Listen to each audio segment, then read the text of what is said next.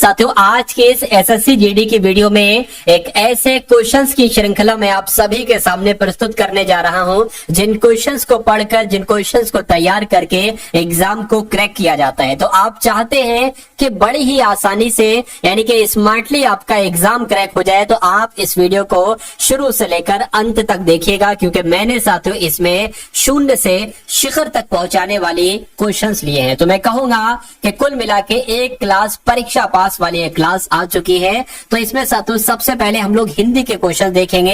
हिंदी के पूरे साथियों 20 क्वेश्चन लिए हैं, और आज के इस वीडियो में साथियों जो लेवल रहेगा ना, वो ये समझ लीजिए 12 से 13 प्रश्न आपको बिल्कुल सही करना है। उसके बाद साथियों जीएस के प्लस करंट अफेयर के क्वेश्चन होंगे, उसके बाद रीजनिंग के भी क्वेश्चन लिए हैं, और मैथ की वीडियो के लिए यानी कि मैथ के क्वेश्चन भी लिए हैं। तो आप साथियों इन सभी सवालों को देखिएगा और अपनी तैयारी को मुख्ता कीजिएगा, मजबूत कीजिएगा। तो पहला सवाल है कि सही वर्तनी वाले शब्द का चयन कीजिए, यानी कि पुत्र वधु कैसे लिखा जाता है। तो पुत्र ऐसे लिखा जाता है, वधु ऐसे लिखा जाता है, यानी कि क्या आपका आंसर ए जाएगा? मैं कहूंगा बिल्कुल आपका आंसर ए के साथ जाएगा। उसके बाद देखिए कह रहे कि सुलभ का विलोम बता दीजिए। तो सुलभ का विलोम क्या होता है साथियों? दुर्लभ होता है। क्या होता है साथियों? सुलभ का विलोम दुर्लभ होता है, ये आप सभी लोगों को मालूम होना चाहिए। उसके बाद देखिए कह रहे कि आधे से अधिक लोगों की मिलकर एक राय, इस वाक्यांश के लिए एक शब्द अगर मैं आपसे पूछूं तो आप क्या कहेंगे? देखिए अगर आधे से अधिक लोगों की एक राय होती है तो उसको बहुमत कहा जाता है। क्या कहा जाता है? उसको बहुमत कहा जाता है। इस प्रकार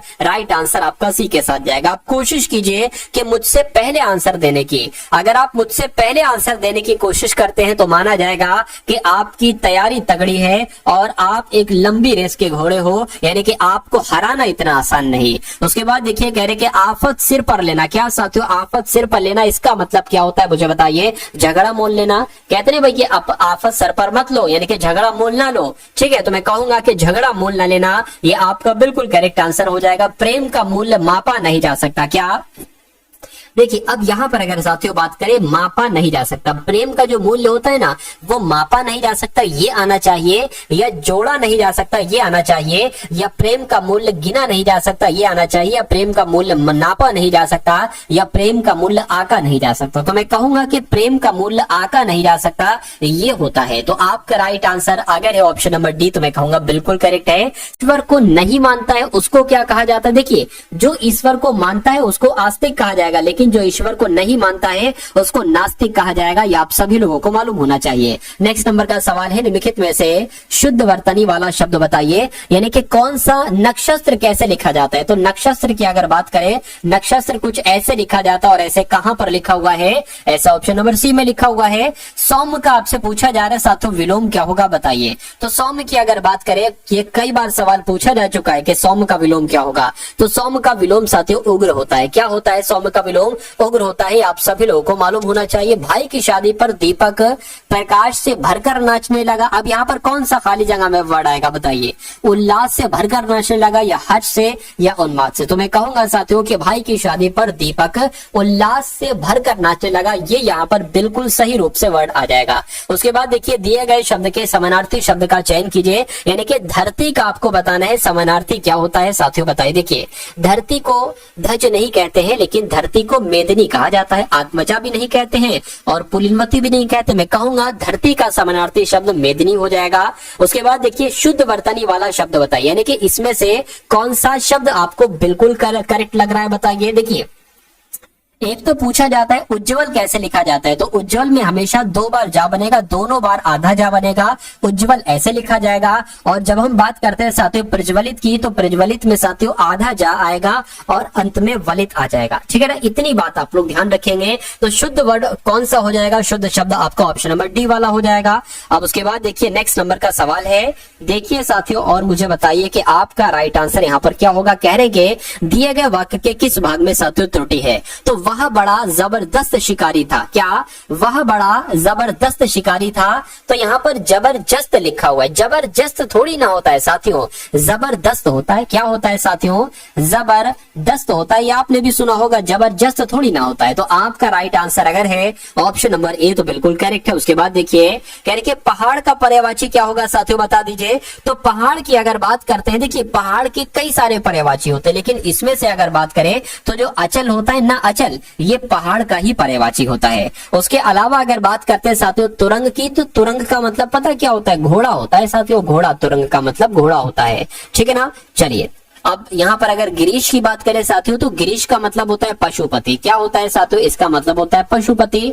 उसके बाद देखते हैं नेक्स्ट नंबर का सवाल है, कहा जा रहा है कि निम्नलिखित प्रश्न में दिए गए 4 विकल्पों में से उस विकल्प का चयन करें जो दिए गए मुहावरे का अर्थ प्रकट करता है। तो अंधेरे में तीर चलाना, इसको साथियों क्या कहा जाएगा? मुझे बताइए। देखिए, इधर उधर करना या टाल मटोल करना या व्यर्थ श्रम करना या लक्ष्य विहीन प्रयास करना। बिल्कुल साथियों, लक्ष्य विहीन प्रयास करना, इसको ही कहा जाएगा अंधेरे में तीर चलाना।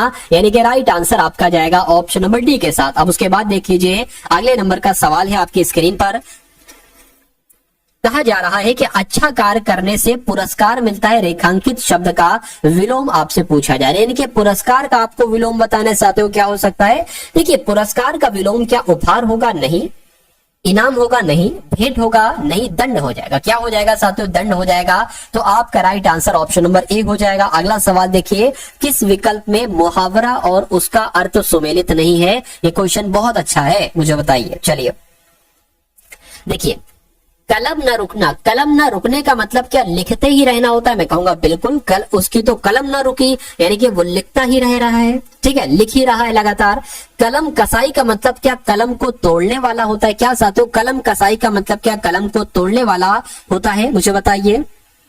नहीं साथियों, देखिए, जो बहुत गुस्से से लिखता है ना, या बहुत कठोर कठोरपूर्ण एक तरीके से लिख रहा है ना, उसको कहा जाएगा कलम कसाई। कलम को तोड़ने वाला नहीं कहा जाएगा। कलम दान देने को कहते क्या? लिखने की नौकरी देना। बिल्कुल साथियों, ये भी सही है। कलम ना उठ सकना, इसको लिख ना सकना कहा जाता है, ये भी सही है। यानी कि कौन सा सुमेलित नहीं है? मैं कहूंगा ऑप्शन नंबर बी वाला सुमेलित नहीं है। बी वाला सुमेलित नहीं है, तो यही आपका राइट आंसर हो जाएगा। उसके बाद देखिए, यानी कि दिए गए वाक्यांश के लिए एक शब्द बताइए जो बहुत जानता हो, उसको क्या कहा जाएगा? मुझे बताइए। देखिए, अब आपसे यहाँ पर कई सारे सवाल बनते हैं। सबसे पहले मैं आपको बता देता हूँ, जो बहुत जानता है उसको बहुज्ञ कहा जाता है। अगर बात करते हैं साथियों अज्ञ की, कि अज्ञ किसे कहा जाता है? जो कुछ ना जानता हो। क्या साथियों? जो कुछ ना जानता हो उसको क्या कहा जाएगा? उसको साथियों अज्ञ कहा जाता है, ठीक है ना। चलिए अब सर्वज्ञ की अगर बात करते हैं साथियों, जो सब कुछ जानता है। क्या साथियों? जो सब कुछ जानता है। क्या? जो सब कुछ जानता हो उसको क्या सर्वज्ञ कहा जाएगा? मैं कहूंगा बिल्कुल, उसको सर्वज्ञ ही कहा जाएगा। उसके बाद विज्ञ की अगर बात करते हैं, जिसकी जानकारी बहुत अधिक हो उसको विज्ञ कहा जाएगा। देखिए, इन तीनों वर्ड्स में कहीं ना कहीं आपको एक से लग रहे होंगे कि जो सब कुछ जानता है, या जो बहुत जानता है, या जिसकी जानकारी बहुत अधिक होती, इसमें थोड़ा रत्ती रत्ती भर का चेंज है, ठीक है ना। तो मैं कहूंगा साथियों आपका right answer option number D हो जाएगा। अगला सवाल है, कह रहे कि कमल का समानार्थी मुझे बता दीजिए। तो कमल का समानार्थी साथियों मुझे ये क्या होता है? चलिए देखिए, यहां पर अगर पयोद की बात करें ना, तो पयोद का मतलब होता है बादल। क्या? बादल होता है। और बादल को ही क्या कहा जाता है? बादल को ही मेघ कहा जाता है। इतनी बात आप लोग ध्यान रखेंगे। उसके अलावा पयोधी की अगर हम बात करते हैं, तो पयोधी का मतलब होता है सागर। क्या मतलब होता है साथियों? सागर होता है, ठीक है ना। अब पयोधर की अगर बात करें साथियों, इसको तालाब भी कहा जाता है। क्या? इसको तालाब भी कहा जाता है। लेकिन जब हम बात करते हैं कमल की, तो पयोज का मतलब क्या हो जाएगा साथियों? कमल हो जाएगा। ये बात आप सभी लोगों को याद रखना है। देखिए, कुछ शब्द ऐसे हैं जिनके अंत में जा है और वो कमल के पर्यायवाची है। किसके साथियों? वो कमल के पर्यायवाची। जैसे कि कुछ एग्जांपल दो, तो जलज हो जाएगा। जलज के अंत में जा है तो ये कमल का पर्यायवाची है। उसके अलावा जलजात, जलजात के अंत में जा है। जलजात के अंत में क्या है साथियों? जलजात के अंत में तो साथियों जा नहीं है, लेकिन सरोज के अंत में है। क्या साथियों? सरोज के अंत में जा है, तो ये क्या हो जाएगा? वैसे जलजात का मतलब भी कमल होता है। जल जात का, इसमें शुरू में साथियों जा है, कोई दिक्कत नहीं है, तो ऐसे भी याद कर सकते हैं, ठीक है ना। चलिए, उसके अलावा साथियों वनज का मतलब भी क्या हो जाएगा? कमल ही हो जाएगा। अब उसके बाद देखिए, अब साथियों यहाँ पर सामान्य ज्ञान के क्वेश्चंस होंगे, और उसके अलावा साथियों कुछ क्वेश्चंस मैंने करंट अफेयर के भी लिए हैं। तो इन सभी सवालों को देखिएगा, और इसमें लगभग 20 क्वेश्चन है। 20 क्वेश्चन में से साथियों 11 के आसपास का तो आपका स्कोर होना चाहिए। चलिए भाई, तो भारत के राष्ट्रीय ध्वज की लंबाई और चौड़ाई के अगर अनुपात की बात करते हैं तो कितनी होती है? है साथियों 3:2 होती है, यानी कि अगर 3 फीट लंबाई है तो 2 फीट चौड़ाई होगी, या 3 मीटर अगर लंबाई है तो 2 मीटर चौड़ाई होगी, ऐसे कह सकते हैं हम लोग। उसके बाद देखिए कि कॉर्बेट टाइगर रिजर्व भारत के किस राज्य में स्थित है, तो ये तो उत्तराखंड में। कहां पर है साथियों, ये उत्तराखंड में है। उसके बाद देखिए उज्बेकिस्तान की राजधानी क्या है, मुझे बता दीजिए। तो उज्बेकिस्तान की अगर बात करते हैं साथियों, ताशकंद इसकी राजधानी है। क्या ताशकंद कहां की राजधानी है, तो उज्बेकिस्तान की राजधानी है। अगला सवाल देखिए, अयोध्या किस नदी के तट पर स्थित है, मुझे बताइए। देखिए साथियों, अगर आपने अभी तक इस वीडियो को लाइक नहीं किया तो मैं रिक्वेस्ट करूंगा कि वीडियो को लाइक कर दीजिए, और अगर आप लोग चैनल पर साथियों नए हैं तो चैनल को जरूर सब्सक्राइब कर दीजिए, तो आपका सी के साथ जाएगा। उसके बाद देखिए नेक्स्ट नंबर का सवाल है, कहा जा रहा है कि झीलों की नगरी के शहर को कहा जाता है। बहुत इंपॉर्टेंट क्वेश्चन है साथियों, स्टार लगाकर इसको नोट डाउन कीजिएगा। तो झीलों की नगरी किस शहर को कहा जाता है, उदयपुर को कहा जाता है। उसके बाद देखिए नेक्स्ट नंबर का सवाल है, कहा जा रहा है यहां पर अगर बात करें कि एफिल टावर ये कहां पर स्थित है, तो ये आपको मालूम होना चाहिए साथियों, एफिल टावर ये कहां पर स्थित है, फटाफट आप लोग यहां पर मुझे बता दीजिए। चलिए, अच्छा कुछ क्वेश्चन स्किप हो गए क्या, हाँ बिल्कुल स्किप हो गए, कोई दिक्कत नहीं। तो झीलों की नगरी उदयपुर को कहा जाता है।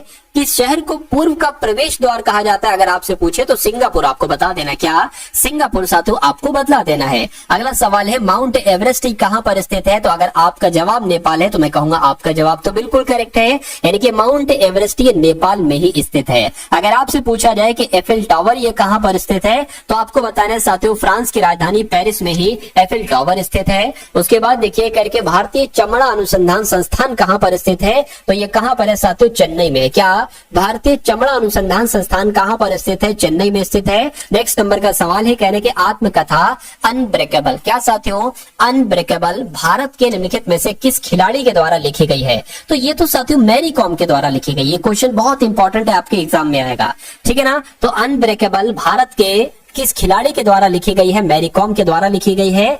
23 मार्च को किसके शहीद होने की याद में शहीद दिवस मनाया जाता है, तो मैं कहूंगा कि भगत सिंह, राजगुरु और सुखदेव सिंह इस सवाल का बिल्कुल सही जवाब हो जाएगा। यानी कि जो 23 मार्च को शहीद दिवस मनाया जाता है, ये भगत सिंह, राजगुरु और सुखदेव सिंह की शहीदी दिवस मनाया जाता है, क्योंकि इन तीनों महान पुरुषों को एक साथ एक ही दिन पर फांसी की सजा दी गई थी। उसके बाद देखिए कह रहे कि राष्ट्रीय हथकरघा दिवस कब मनाया जाता है, तो ये राष्ट्रीय हथकरघा दिवस साथियों 7 अगस्त को मनाया जाता है, ये आप सभी लोग याद रखेंगे। उसके बाद देखिए कह रहे कि भारत सरकार ने इनमें से किस तिथि को सुभाष चंद्र बोस की जयंती को पराक्रम दिवस के रूप में मनाने का निर्णय किया था। यानी कि अगर आपसे ये पूछा जाए कि पराक्रम दिवस कब मनाया जाता है, तो आपको 23 जनवरी बताना है। क्या बताना है साथियों, 23 जनवरी बताना है। उसके बाद देखिए भारत में प्रकाशित पहला समाचार पत्र इनमें से कौन सा है, फटाफट साथियों आप लोग बता दीजिए। चलिए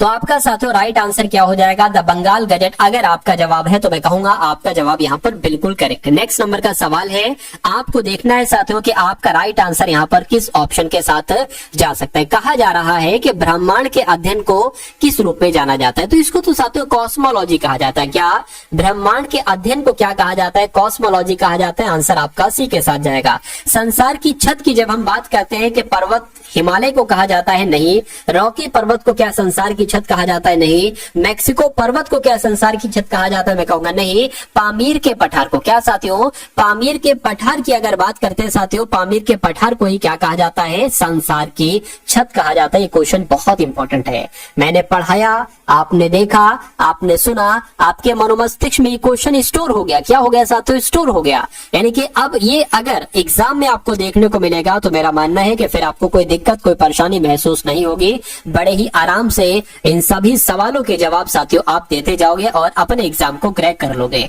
उसके बाद देखिए कह रहे कि मूल संविधान में कितनी अनुसूचियां थी। अगर अभी की बात करते हैं तो अभी तो साथियों 12 अनुसूचियां हैं, लेकिन मूल संविधान की बात करें तो 8 अनुसूचियां थी। उसके बाद देखिए हाल ही में भारत ने किस देश को 1400 किलोग्राम कैंसर रोधी दवाएं भेजी हैं, तो यहां पर अगर बात करते हैं साथियों भारत ने सीरिया देश को 1400 किलोग्राम कैंसर रोधी दवाएं भेजी हैं। आंसर आपका सी के साथ जाएगा। हाल ही में कौन दक्षिण कोरिया में संयुक्त संयुक्त राष्ट्र कमांड का 18वां सदस्य बना है। तो अगर जर्मनी की बात करते हैं तो साथियों जर्मनी आपका राइट आंसर हो जाएगा। उसके बाद देखिए कह रहे कि कौन यस बैंक में रिटेल हेड के रूप में शामिल हुए हैं। तो किन की बात चल रही है, मैं कहूंगा सुमित बाली की बात चल रही है। सुमित बाली अभी हाल फिलहाल में यस बैंक में ही रिटेल हेड के रूप में साथियों शामिल हुए हैं, जिनका भी आंसर ऑप्शन नंबर बी के साथ है। मैं कहूंगा आंसर आपका बिल्कुल करेक्ट भाई, बहुत बढ़िया, वेरी गुड क्लास। अब उसके बाद देखिए साथियों यहां पर अगर बात करें तो अब साथियों आपके सामने रीजनिंग यहां पर शुरू हो चुकी है। रीजनिंग में साथियों क्या कहा गया है,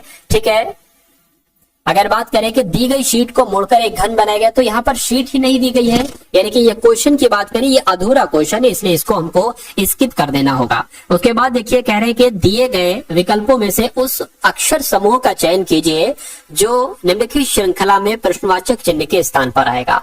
जैसे कि यहाँ पर EIM आया है, उसके बाद QUY आया है, उसके बाद CGK आया है, उसके बाद आपको बताने कि यहाँ पर आखिर कौन से 3 लेटर आएंगे। तो इसमें क्या करना है साथियों, देखिए ये आपका 5 पर आता है और I 9 पर आता है, M 13 पर आता है, उसके बाद Q 17 पर आता है, U 21 पर आता है, Y 25 पर आता है, उसके बाद C 3 पर आता है, G 7 पर आता है, K 11 पर आता है। आपको बताने कि यहाँ पर कौन से 3 लेटर आएंगे। देखिए ये 5 से 12 हुआ है, 5 से 17 हुआ, यानी कि 12 बड़ा है यहाँ पर, 9 से 21 हुआ, यहाँ पर भी 12 बड़ा है और यहाँ पर भी 12 बड़ा है। तो क्या यहाँ पर भी 12 बड़ा है। देखिए 27 की अगर बात करें, ठीक है ना, ये 17 से 26 तक तो 9 हो जाएगा, फिर ABC 3 यानी कि 12 बड़ा है यहाँ पर, ठीक है, और ये भी 12 और ये भी साथियों 12 बड़ा है, क्योंकि 26 की बात करें यानी कि Z1, उसके बाद A से लेकर K तक हो जाएगा। तो मैं कहूंगा साथियों कि यहाँ पर भी 12 12 12 ही बढ़ाना है। तो जब इसमें 12 बढ़ाएंगे तो ये कितना हो जाएगा, 15 हो जाएगा। 15 पर O आता है, O सिर्फ और सिर्फ ऑप्शन नंबर ए में है, इसलिए आंसर आपका यही हो जाएगा। इसमें साथियों जब आप 12 बढ़ाएंगे तो 19 आ जाएगा, 19 पर S होता है, और इसमें जब आप 12 बढ़ाएंगे तो 23 आ जाएगा, 23 पर W होता है। तो इस प्रकार जिनका आंसर मेरे आंसर से पहले था, मैं कहूंगा आंसर आपका बिल्कुल करेक्ट हो जाता है भाई, बहुत बढ़िया, very good class. Next number का सवाल है, देखिए कह रहे कि न्यूक मी एक्सेल का अर्थ है लेट दिस लाइट, की मेटो का अर्थ है द ब्राइट लाइट, न्यूक ये योन का अर्थ है दिस इज ब्राइट। तो आपको बताने साथियों लिट का मतलब क्या होगा, बस इतनी सी बात आपको बताने। देखिए अब देखिए लिट कहाँ कहाँ पर लिखा हुआ है, क्या लिट की अगर साथियों बात करते हैं कि लिट आखिर लिखा कहाँ कहाँ पर है, बस इतनी सी बात आपको यहाँ पर देखना है। चलिए कोई दिक्कत नहीं है। देखिए लिट आपका यहाँ पर लिखा हुआ है, यानी कि आपको साथियों क्या लिट का कोड बताना है। लेकिन लिट का कोड बताने से पहले अब देखिए लिट यहाँ पर लिखे ना, यानी कि लिट का कोड न्यूक हो सकता है, या हो सकता है मी हो, या हो सकता है एक्सिल हो, इससे बाहर नहीं जाएगा। आपको उससे पहले बताना है कि दिस का कोड क्या होगा, और आपको उससे पहले बताना है कि लाइट का कोड क्या होगा, ठीक है ना, तभी तो लिट का कोड आप बता पाएंगे। अब यहाँ पर अगर साथियों बात करते हैं द ब्राइट लाइट, यानी कि यहाँ पर भी लाइट है, यानी कि इसमें भी जो सेम है ना और इसमें जो सेम है वो लाइट का कोड होगा। क्या सेम है ये आपको बताना है, इसमें मी सेम है, तो मैं कहूंगा साथियों मी जो होगा जाएगा वो लाइट का कोड हो जाएगा। अब मी आंसर नहीं हो सकता क्योंकि मी तो लाइट का कोड है। अब दिस का कोड साथियों निकाल लीजिए। देखिए दिस इसमें है, यानी कि इसमें और इसमें क्या सेम है, न्यूक सेम है, तो मैं कहूंगा न्यूक जो होगा वो साथियों लाइट का कोड हो जाएगा। अब बचा क्या साथियों, एक्सिल बचा, तो एक्सिल की अगर बात करें ये आपका एक्सिल ही आपका लिट का कोड हो जाएगा, यानी कि एक्सिल आपका बिल्कुल करेक्ट आंसर हो जाएगा। इस टाइप का एक सवाल आपसे बहुत पूछा जाता है, पूछा जाता है।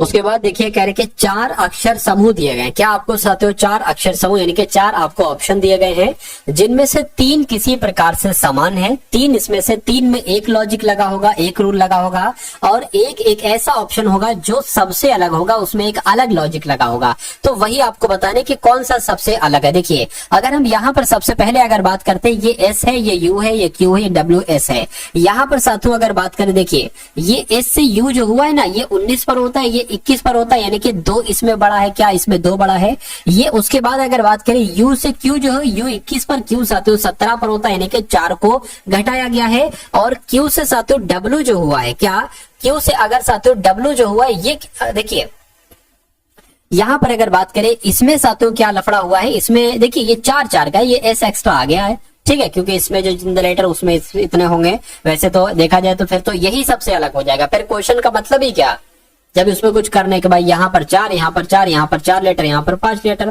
तो ये गलती से टाइप हो गया है। क्यू से अगर साथियों W करेंगे तो लगभग 17 और ये 23 यहाँ पर प्लस 6 हुआ है। तो अब इसमें देखिए N से P हुआ है, क्या हुआ है, N से यहाँ पर P हुआ है तो 2 बड़ा है, और P से L हुआ है तो कितना बड़ा है साथियों, P से यानी कि तो घटा है, 4 घटा है, और L यानी कि 12 से 18 हुआ है तो 6 प्लस, यानी कि जो इसमें लॉजिक लगा है वही लॉजिक आपका इसमें लगा हुआ है। इसमें देखिए Y से A हुआ है, अब यहाँ पर देखिए घटाया गया है, बढ़ाया नहीं गया है, ठीक है, अच्छा नहीं सॉरी बढ़ाया गया Y से Z, सॉरी Y से Z और Z से A, यहाँ पर साथियों 2 बढ़ाया गया है। A से W हुआ है या अब घटाया गया है या बढ़ाया गया, अब यहाँ पर मुझे बताइए। इसमें तो लॉजिक जो लग रहा था वो 4 घटाना था, अगर हम इसमें से साथियों 4 घटाएंगे तो W नहीं आएगा, 4 घटाएंगे साथियों W आपका नहीं आएगा, ठीक है ना। उसके बाद अगर यहाँ पर बात करते हैं तो ये 23 से 4 हो गया है। अब इसमें क्या, इसमें बढ़ाया गया है, 6 बढ़ाया गया है, तो जब इसमें 6 बढ़ाएंगे तो इतना नहीं होगा साथियों, मेरे ख्याल से C आना चाहिए, तो ये मुझे थोड़ा सा अलग लग रहा है। इसकी अगर बात करते हैं साथियों, P से R हुआ है 2 बड़ा है, और R से N हुआ है साथियों 18 से 14 हुआ है 4 घटा है, और 14 से 20 हुआ है साथियों तो मैं कहूंगा 6 बड़ा है। यानी कि आपका सबसे अलग जो ऑप्शन है वो कौन सा ऑप्शन सबसे अलग है, ऑप्शन नंबर बी वाला। अब यहाँ पर एक नंबर सीरीज वाला क्वेश्चन है, और इस नंबर सीरीज वाले क्वेश्चन को आपको करना है, कैसे हो सकता है, देखिए 1 लिखा हुआ है, उसके बाद 8 लिखा है, उसके बाद 81 है, और उसके बाद आपको बताने कि यहाँ पर कौन सा नंबर आएगा, और उसके बाद 15,625 ही आना चाहिए। यानी कि नंबर ने एकदम उछाल मारा है, और छोटा मोटा उछाल नहीं साथियों, बहुत बड़ा, अचानक से 15,625 आ गया। तो ये कैसे आ गया, देखिए यहाँ पर अगर साथियों हम बात करें ना, देखिए अब पता इसमें क्या होगा, देखिए अगर साथियों हम इसको 2 का क्यूब मान लें, और इसको साथियों देखिए ये क्या हो जाएगा, ये आपका 3 की घात 4 होता है, 81 जो होता है ना 3 गुणा 3 गुणा 3 गुणा 3 होता है, और 8 क्या होता है 2 गुणा 2 गुणा 2 होता है। और अगर इसकी बात करें तो ये 1 का स्क्वायर भी हम लिख सकते हैं। अब देखिए 1 2 3, 2 घात 3 घात 4 घात, तो आप साथियों यहाँ पर 1 2 3 4 नंबर आएगा, और 4 के ऊपर साथियों घात आपकी क्या लग जाएगी, 5 घात लग जाएगी, 1 2 3 4 5, ठीक है ना। तो मैं कहूंगा साथियों यहाँ पर फिर क्या आ जाना चाहिए, यहाँ पर अगला नंबर 5 आ जाना चाहिए, और घात क्या लग जाना चाहिए, 6 लग जाना चाहिए। यानी कि 5 की घात 6 का मतलब ये है साथियों 5 गुणा 5 गुणा 5, क्या फिर से साथियों 5 गुणा 5 गुणा 5, तो साथियों ये क्या बराबर 15,625 होता है। तो साथियों बिल्कुल देख लीजिए एक बार, 25 गुणा 25 गुणा 25 कितना होता है, 15,625 ही होता है, ठीक है ना। यानी कि 25 का क्यूब क्या होता है, 15,625 होता है। तो मैं कहूंगा कि यहाँ पर साथियों क्या आएगा, 4 गुणा 4 गुणा 4 गुणा 4 और गुणा 4, 4 चौक 16, ठीक है ना, और 16 चौक कितने हो जाएंगे, 64 हो जाएंगे। यानी कि 64 की गुणा आपको क्या कराना है साथियों, 1 सेकेंड, सॉरी, हाँ बिल्कुल सही है, ठीक है। अब 4 चौक 16 यानी कि 64 की गुणा आपको 16 से करानी है। 6 चौक आपका 24 हो जाएगा, 6 चौक 36 37 38 हो जाएगा, और साथियों यहाँ पर 64 आ जाएगा, ये 4 आ गया, ये आपका 12 आ गया, ये साथियों 10 आ जाएगा, यानी कि 1024 आपका आंसर आ जाएगा। यहाँ पर जो नंबर आएगा वो 1024 होगा। इस प्रकार जिनका भी आंसर ऑप्शन नंबर बी के साथ है, मैं कहूंगा आंसर आपका बिल्कुल करेक्ट हो जाएगा। अब उसके बाद देखिए अगले नंबर का साथियों सवाल है, यहाँ पर एक कुछ प्रश्नवाचक चिन्ह कुछ है ही नहीं साथियों, इसलिए स्किप कर देंगे, ठीक है। चलिए अगला सवाल देखिए, कह रहे कि जिस प्रकार मोतियाबिंद नेत्र से संबंधित है, उसी प्रकार मोनियर रोग किससे संबंधित होता है, मुंह से, दांत से, कान से, या साथियों नाक से। देखिए जैसे मोतियाबिंद जो रोग होता है ना वो नेत्र से संबंधित होता है, ऐसी जो मोइनर रोग होता है इसका संबंध कान से होता है, यानी कि ये कान में हो जाता है रोग। तो इस प्रकार आपका right answer option number C के साथ चला जाएगा। उसके बाद देखिए अगला सवाल है, कह रहे कि जैसे CNK से JUR बनाया गया है, वैसे ही FJL से क्या बनाया जा सकता है, कौन से 3 लेटर आखिर यहाँ पर आएंगे। देखिए ये C है 3 पर होता है, J होता है 10 पर, यानी कि कितना बड़ा है साथियों, 7 बड़ा है। N 14 पर होता है, U 21 पर होता है, कितना बड़ा है, 7 बड़ा है। K 11 पर होता है, R 18 पर होता है, कितना बड़ा है, 7 बड़ा है। तो इसमें भी साथियों 7 बढ़ना पड़ेगा। F 6 पर होता है, 7 इसमें प्लस करेंगे तो 13 आ जाएगा, 13 पर M होता है। J 10 पर होता है, 7 प्लस करेंगे 17 आ जाएगा, 17 पर Q होता है। L 12 पर होता है साथियों, L में 7 प्लस करेंगे 19 आ जाएगा, 19 पर S होता है। तो MQS कौन से ऑप्शन में लिखा हुआ है, मैं कहूंगा ऑप्शन नंबर C में लिखा हुआ है। तो आपका right answer option number C के साथ ही होना चाहिए। चलिए भाई अब उसके बाद देखिए कह रहे कि MNLOQ Q और H एक पंक्ति में बैठे हैं। चलिए तो एक पंक्ति बना लेते हैं। कितने लोग हैं? 1 2 3 4 5 6, 6 लोग हैं। तो 1 2 3 4 5 6, 6 लोग की बैठने की जगह मैंने बना दी। अब यहाँ पर कहा गया है कि Q और H बीच में, यानी कि हो सकता हो Q यहाँ पर हो, Q यहाँ पर हो और H यहाँ पर हो, या हो सकता है H यहाँ पर हो, कोई दिक्कत नहीं है। कह रहे कि M और N पंक्ति के छोरों के क्या, अच्छा इनका मुंह की बात करें ना, इनका मुंह किस तरफ है ये बताया गया नहीं। Q और H बीच में है, M और N पंक्ति के छोरों पर बैठे हैं, L N के बाएं और है, M दाएं। देखिए जब अगर नहीं बताया जाता है ना तो हम ऑटोमेटिक मान लेते हैं कि इनका मुंह उत्तर की तरफ है। क्या उत्तर की तरफ है? तो कहा जा रहा है M और N पंक्ति के छोरों पर बैठे हैं। मान लीजिए M अगर यहाँ पर बैठ जाता है और N अगर यहाँ पर बैठ जाता है, हो सकता है ये भी हो कि N यहाँ पर बैठे, M यहाँ पर बैठे। अगर ऐसा नहीं होगा तो इसको कट कर देंगे, फिर अगर दूसरी लाइन बनाएंगे नए सिरे से, या इसको ही साथ इरेज करके N यहाँ पर बैठा देंगे, M यहाँ पर बैठा देंगे। अभी हम इसको एक बार ट्राई कर रहे हैं। M और N पंक्ति के छोरों पर बैठते, छोरों पर बैठा दिया। कह रहे कि N के बाएं बैठा है L। अब देखिए अगर हम N यहाँ पर बैठाते तो हम N के बाएं कहां पर बैठाते? इधर थोड़ी ना L बैठेगा। कहा गया है कि L N के बाएं बैठा है तो N यहाँ पर बैठेगा तभी L यहाँ पर बैठ पाएगा। ठीक है ना, समझ गया ना मैं क्या कहना चाह रहा हूं। चलिए तो N के बाएं बैठा, इसलिए हमें ये कंफर्म होगा कि M यहाँ पर और N यहाँ पर ही बैठेगा। तो N के बाएं L बैठ जाता है, ठीक है। उसके बाद क्या कहा गया था कि M के दाएं कौन है। अब यहाँ पर आपसे पूछा जा रहा है क्यों यहाँ पर कौन है। देखिए यहाँ पर कहा गया था कि Q और H बीच में है, यानी कि Q और H, Q यहाँ पर या हो सकता है H यहाँ पर, या H यहाँ पर Q यहाँ पर, यानी कि यहाँ पर तो फिक्स पोजीशन हो गई। यानी कि हमारा आंसर इसमें से नहीं हो सकता, हमारा आंसर होगा जो यहाँ पर बैठेगा। अब बचा कौन है? देखिए M भी हो गया, N भी हो गया, ठीक है ना, L भी हो गया, O बचा है, O यहाँ पर आ जाएगा। अब क्यों कहीं पर बैठे हमको कोई मतलब नहीं। हमसे पूछा गया था कि M के दाएं कौन होगा, M के दाएं O होगा, तो O आपका क्या होगा? बिल्कुल करेक्ट आंसर हो जाएगा। चलिए भाई अब उसके बाद देखते हैं नेक्स्ट नंबर का सवाल है, आपकी स्क्रीन पर देखिए और बताइए सही जवाब आपका क्या होगा। कह रहे कि सभी पेंसिल पेन है, तो सभी पेन पेंसिल है तो मान लेते हैं साथियों ये क्या हो गए? ये पेन हो गए। और सभी पेंसिल, सभी पेन जो है ना ये क्या हो गए? सभी पेन पेंसिल हो गए। इतनी बात क्लियर है? बिल्कुल क्लियर है। कह रहे कि कुछ मार्कर पेंसिल, यानी कि कुछ मार्कर, मान लीजिए साथियों मार्कर ये आपके ये हो गए, और कह रहे कि कुछ मार्कर यानी कि इतने मार्कर पेंसिल हो गए, तो आरेख बन गया। अब निष्कर्ष को देखिए, बताइए कौन सा निष्कर्ष है सही है, कौन सा गलत है। कह रहे कि सभी पेन मार्कर हैं। अरे भाई सभी पेन मार्कर कैसे हो सकते हैं? मैं तो यहाँ पर देख रहा हूं कि कोई पेन मार्कर नहीं है, तो ये गलत हो जाएगा। यानी कि कुछ पेन मार्कर है, कुछ पेन भी मार्कर नहीं है, ठीक है। अरे आप कह रहे थे सभी पेन मार्कर है, मैं कहूंगा कि कुछ पेन मार्कर नहीं है, और यहाँ पर कह रहे कुछ पेन मार्कर, कहाँ भाई कुछ पेन मार्कर है, तो ये भी गलत हो जाएगा। मैं कहूंगा कि कोई भी निष्कर्ष अनुसरण नहीं कर रहा है, तो आपका आंसर ऑप्शन नंबर ए के साथ जाएगा। अब उसके बाद देखिए कह रहे किसी निश्चित कोड भाषा में LUC के NOW को CULKOKWON लिखा जाता है। उसके बाद साथों इन लेटर्स को ये लिखा जाता है, तो आपको बताना है ग्वालियर को किस मतलब कौन से लेटर्स में लिखा जाएगा, पूछा जा रहा है आपसे। देखिए मुझे इन लेटर्स को पढ़ के देखा, और मैंने इन लेटर्स को जब पढ़ा तो मुझे इतना मालूम पड़ा कि जो इसमें लेटर आ रहे हैं वही लेटर यहाँ पर आ रहे हैं। तो लॉजिक मुझे थोड़ा सा पता चल गया, लेकिन अभी मैं ये नहीं कह पा रहा हूं कि कैसे क्या होगा। देखिए यहाँ पर अगर साथियों बात करते, ये लिखा हुआ LUC, और ये क्या लिखा हुआ LUC, यानी कि शुरू के 3 लेटर उल्टी तरफ से चला दिए गए। उसके बाद अगर बात करते हैं साथियों, जैसे यहाँ पर K लिखा है वैसे यहाँ पर K लिखा है, उस प्रकार साथियों NOW लिखा है ना, तो NOW उल्टी तरफ से लिख दिया। और यही चीज यहाँ पर जरा आप ध्यान से देखिए कि UDA, तो साथियों यहाँ पर क्या हो गया है? ADU हो गया है। चलिए तो कोई दिक्कत नहीं। देखिए ये तीन यानी कि क्या आ जाएगा? AWG आ जाएगा, तो AWG आ गया। L जैसा है ना, L वैसा ही रहेगा। यहाँ पर ROI आ जाएगा, ROI आ गया। तो अब आपको देखना है कि ऐसा कौन से ऑप्शन में है कि AWGLROI। मैं कहूंगा ऐसा तो ऑप्शन नंबर ए में है। ऑप्शन नंबर ए में है तो मैं कहूंगा कि आपका राइट आंसर अगर है ऑप्शन नंबर ए, तो बिल्कुल करेक्ट भाई, बहुत बढ़िया, वेरी गुड क्लास। अब यहाँ पर साथियों आपके सामने मैथ के क्वेश्चन शुरू हो चुके हैं। तो मैथ का पहला सवाल है कि एक दुकानदार कोई गैजेट 25% की छूट पर 1125 रुपए में खरीदता है। यानी कि साथियों उसने 25% की छूट पाई है और तब उसने 1125 रुपए में खरीदा है।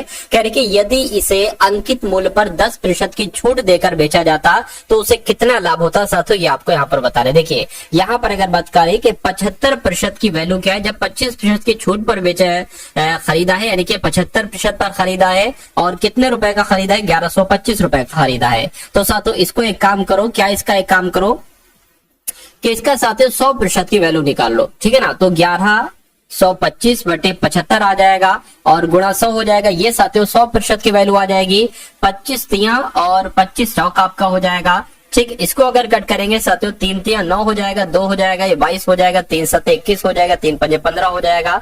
यानी कि 375 की गुणा आपको 4 से करा लेनी है। 4 पंजे 20 हो गया, 7 चौक 28, 29 30 हो गया, 4 तिया 12 और यहाँ पर आपका 15 हो गया। यानी कि आपका कितना आ गया है साथियों, 1500 आ गया। ये क्या है, ये आपका अंकित मूल्य है। ये क्या है साथियों, ये अंकित मूल्य है, ठीक है ना। चलिए अब ये अंकित मूल्य हो गया। अब कहा जा रहा है कि यदि वह इसे अंकित मूल्य पर 10% की छूट पर देकर बेचता, यानी कि इस 1500 पर अंकित मूल्य पर 10% की छूट पर अगर इसको बेचता, ठीक है, तो उसे कितना लाभ होता। इन 2 जीरो से ये 2 जीरो कैंसिल हो जाएंगे, 15 निम कितने हो जाएंगे, 135 हो जाएंगे, यानी कि 0 लग जाएगा। तो साथियों अब बताइए उसको कितना लाभ होगा, ठीक है। प्रॉफिट आपसे यहाँ पर साथियों पूछा जा रहा है। तो प्रॉफिट की अगर बात करें, देखिए ये था कितना 1500, तो और ये कितना था साथियों, एक तरीके से 1125 था, ठीक है। तो आपको क्या करना है साथियों, ये 1325 में से 1125 को माइनस करना है। तो 5 जाएगा, ये 4 हो जाएगा, यहाँ पर 2 जाएगा, यहाँ पर 2, यानी कि 225 का प्रॉफिट होगा। 225 का प्रॉफिट होगा तो आंसर आपका किस ऑप्शन के साथ जाएगा, ऑप्शन नंबर डी के साथ जाएगा। अगर आपकी समझ में आ गया है तो बहुत अच्छी बात है, लेकिन कोई दिक्कत कोई कंफ्यूजन आपको है तो एक बार दोबारा से इसको देखेंगे। उम्मीद करता हूं कि आपकी समझ में बहुत आराम से आ जाएगा। अब इस सवाल को देखिए, सवाल में साथियों कुछ नहीं कह रहे कि खिलौनों की एक फैक्ट्री है। खिलौने की एक फैक्ट्री है, इसमें एक कर्मचारी 5 मिनट में एक खिलौना तैयार करता है, ठीक है। यदि 10:30 से 12:30 यानी कि 2 घंटे में 1248 खिलौने तैयार किए जाने हो तो इसके लिए कितने कर्मचारियों को काम पर लगाना होगा। ये सवाल सेम टू सेम वैसा है जैसे कि साथियों 10 आदमी, ठीक है ना, 10 आदमी मिलकर 2 दिन में जो काम करते हैं वही, ठीक है, कितने आदमी मिलकर 4 दिन में उतना काम कर, उस टाइप वाला ये सवाल है। थोड़ा थोड़ा मैचिंग कर रहा है साथियों, ठीक है। तो इसको हम उसी मेथड से करने की कोशिश करेंगे। अब यहाँ पर कहा गया है साथियों के जो एक कर्मचारी जो है 5 मिनट में एक खिलौना तैयार करता है, यानी कि एक कर्मचारी हम मान लेते हैं, क्या एक कर्मचारी है, ठीक है, और 5 मिनट में क्या साथियों, 5 मिनट में कितना काम करता है, एक खिलौना तैयार करता है। जितना काम करता है ना वो हम नीचे रखते हैं, यानी कि एक खिलौना तैयार करता है बराबर। उसके बाद कह रहे कि अगर 10:30 से 12:30 यानी कि लगभग 120 मिनट होंगे, 2 घंटे 120 मिनट होंगे।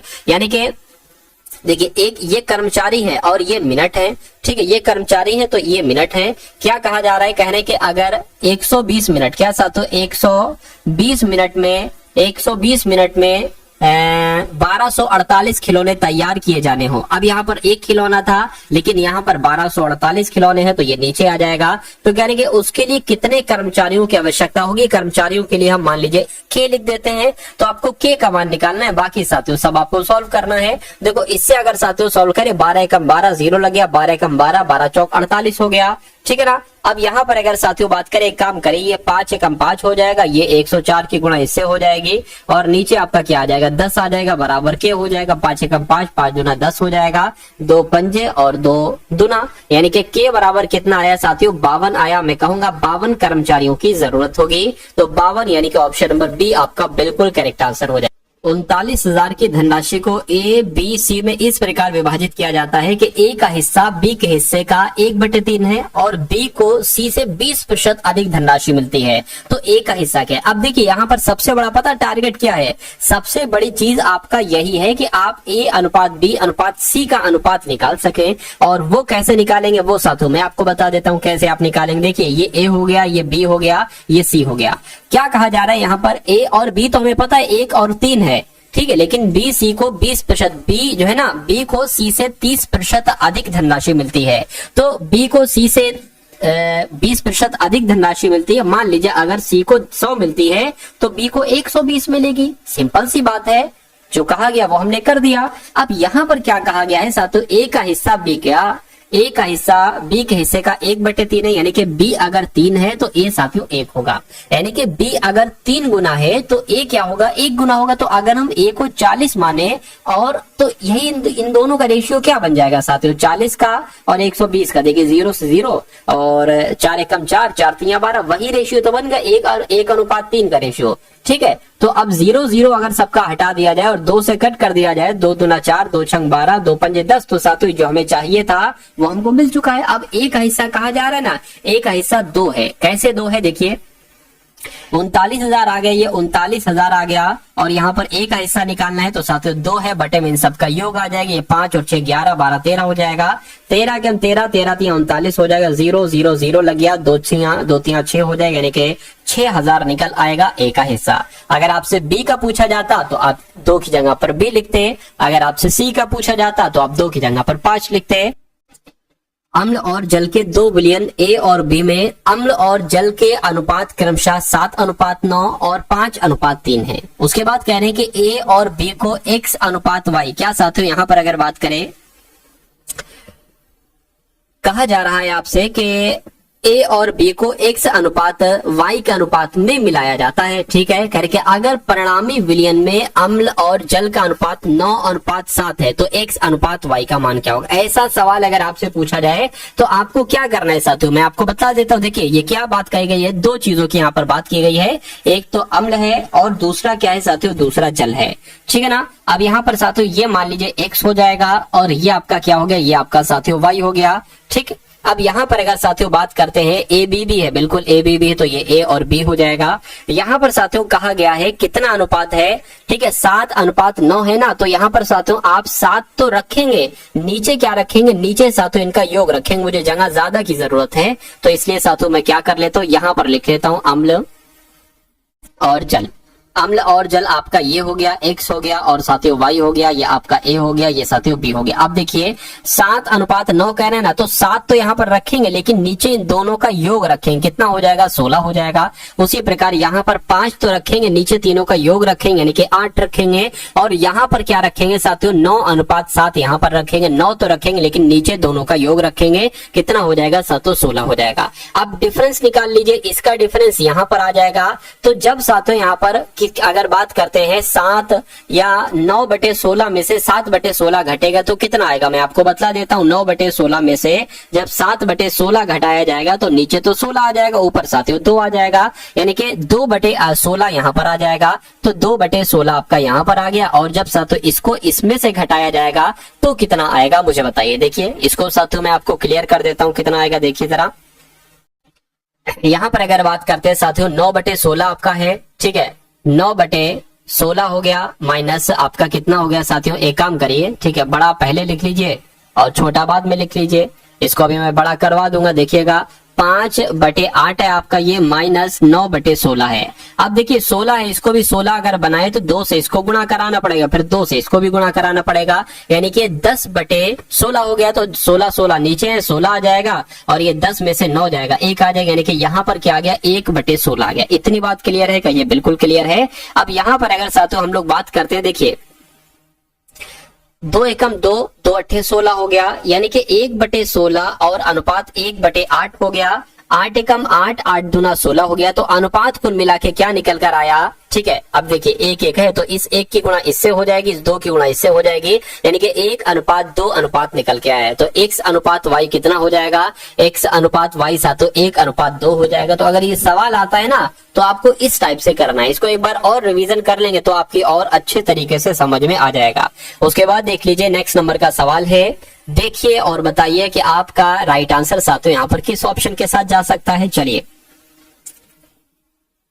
क्या कहा गया है, कह रहे कि यदि एक बेलन और एक शंकु की आधार की त्रिज्याएं 1:2 के अनुपात में, उनकी ऊंचाइयां 2:1 के अनुपात में, तो बेलन और शंकु के आयतनों का अनुपात क्या होगा। इतनी सी बात साथियों आपसे यहाँ पर पूछी जा रही है। देखिए अगर यहाँ पर हम लोग बात करें क्या, बेलन का आयतन, आपसे 2 चीजें पूछी जा रही है कि एक तो साथियों बेलन का आयतन आपसे पूछा जा रहा है और क्या आपसे पूछा जा रहा है, और आपसे पूछा जा रहा है साथियों शंकु का आयतन, शंकु का आयतन पूछा जा रहा है। तो बेलन के आयतन की अगर बात करें साथियों पाई आर स्क्वायर एच होता है और शंकु का आयतन 1/3 पाई आर स्क्वायर एच होता है। अब यहाँ पर कट क्या क्या रहा है ये जरा देखिए, ये कट रहा है, ये कट रहा है, ठीक है। अब यहाँ पर अगर बात करें साथियों देखिए आर, ये बेलन का आयतन पहले वाला होगा, यानी कि एक क्या हो जाएगा, आर हो जाएगा, ठीक।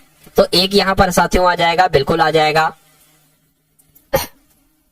अच्छा एक काम करिए साथियों, आप ये 1/3 है ना, इसको ऊपर भी आप पहुंचा सकते हैं, ठीक है, वरना नीचे से भी आप जो है ना वो साथियों काम कर सकते हैं, ऐसी कोई दिक्कत नहीं होगी। यहाँ पर देखिए आर की अगर बात करें, इसको लिख लीजिए, आर आपका एक इसका स्क्वायर हो जाएगा और एच कितना हो जाएगा साथियों, 2 हो जाएगा, तो 2 यहाँ पर आ गया। और बटे कितनी अगर बात करें 1/3 आपका ये है, आर स्क्वायर क्या हो जाएगा 2 का 4, 2 का स्क्वायर यानी कि 4 हो जाएगा, और एच क्या हो जाएगा साथियों 1 यहाँ पर हो जाएगा। इतनी बात क्लियर है, बिल्कुल क्लियर है। अब ये 3 ऊपर पहुंच जाएगा, कोई दिक्कत नहीं है साथियों, 3 गुणा 2 हो गया और नीचे 4 गुणा 1 हो गया, तो 2 एकम 2, 2 दूना 4, 3/2 आ गया। इसको हम लोग लिख सकते हैं 3:2। तो 3:2 कौन से ऑप्शन में है, मैं कहूंगा ऑप्शन नंबर बी में है। तो जिनका भी आंसर ऑप्शन नंबर बी है बिल्कुल करेक्ट है भाई, बहुत बढ़िया, वेरी गुड क्लास। चलिए साथियों अब उसके बाद देखिए अगला सवाल है, कह रहे कि यदि किसी संख्या का 62% किसी दूसरी संख्या के 3/5 के बराबर है, ठीक है, तो पहली संख्या और दूसरी संख्या का अनुपात क्या होगा। किसी संख्या का 62% मान लेते हैं, वो संख्या x है, यानी कि x का 62% यानी कि 62/100, दूसरी संख्या मान लीजिए y के 3/5 के बराबर है, तो 3/5 के बराबर है हो गया।